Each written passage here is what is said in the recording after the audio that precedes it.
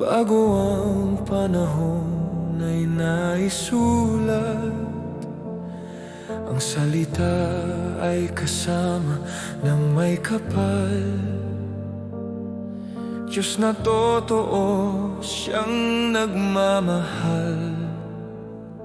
Hindi nilikha, kundi manlilikha. Ang ugat ng buhay siyang pasimula.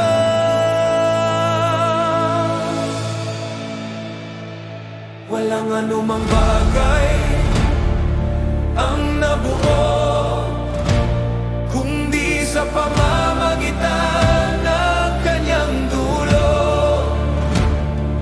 Ang hininga ng langit, ang pulso ng mundo, lahat ay gawa ng kanyang talino.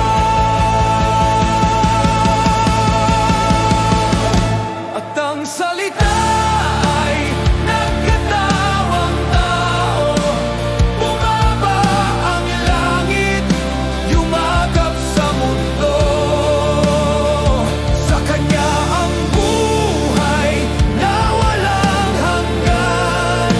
Liwanag ng tao, pag-asa ng bayan.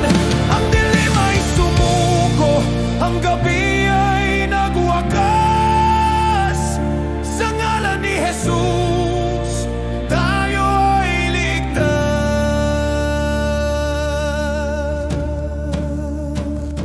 Tingnan ang bituin, tingnan ang dagat, saksi ang lahat sa kanyang alamat.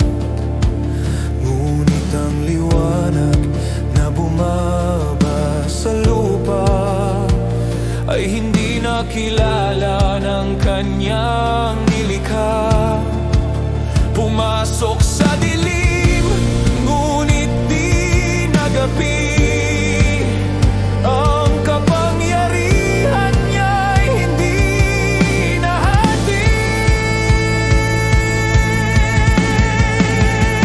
Ngunit sa sinumang sa kanya'y tumanggap, sa mga puso sa kanya'y humanap, binigyang karapatan, binigyang laya, maging anak ng Diyos.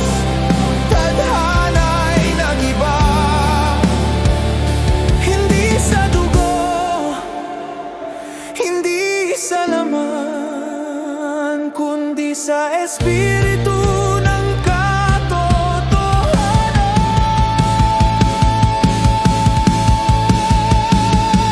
Siya ang Diyos, siya naging tao, siya ang ilaw sa ating mundo. Anak ng Diyos, tayo'y binago. Jesus, ang ating puno. Ang salita ay nagkatawang tao. Basag na ang kapos, laya na ang puso. Nasa kanya ang buhay, dalisay at tapat. Si Jesus ang liwanag, sapat sa lahat. Tayo'y mga anak dahil sa pananalig sa Diyos na yumakap sa ating daigdig.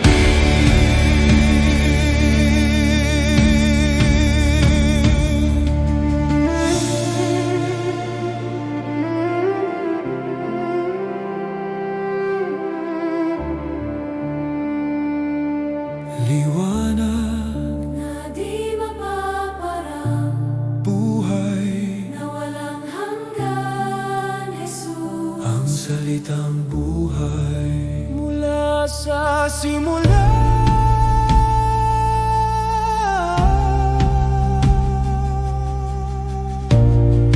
Hanggang sa huli.